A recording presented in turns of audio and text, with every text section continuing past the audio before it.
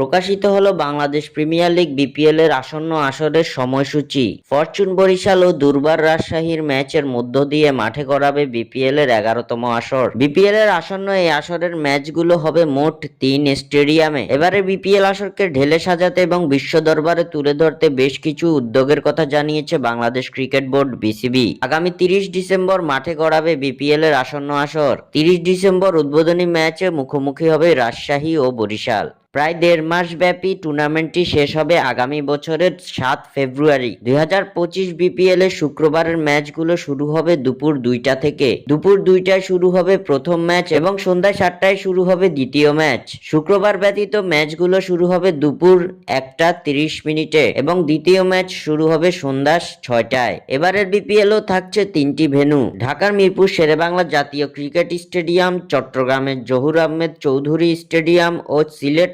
আন্তর্জাতিক স্টেডিয়ামে অনুষ্ঠিত হবে 11তম বিপিএল এর 46টি ম্যাচ। এলিমিনেটর ও কোয়ালিফায়ার্স ম্যাচের মাঝে একদিন রাখা হয়েছে রিজার্ভ ডে। আসন্ন বিপিএল আসরের প্রধান আকর্ষণ থাকতে যাচ্ছে উন্নত সব প্রযুক্তি। টিকেটিং ব্যবস্থা হবে পুরোপুরি ডিজিটাল। গ্যালারিতে দর্শকদের জন্য বিনামূল্যে পানির ব্যবস্থা করা হবে। স্টেডিয়াম পরিচ্ছন্ন রাখার জন্য থাকবে বিশেষ কর্মসূচি। শুরু থেকেই থাকবে ডিআরএস, উন্নত মানের ব্রডকাস্ট, বিদেশি আম্পায়ার ও জনপ্রিয় ধারাভাষ্যকার।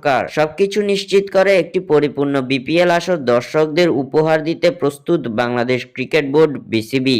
স্বাক্ষর থেকে সাদবিন ইসলাম।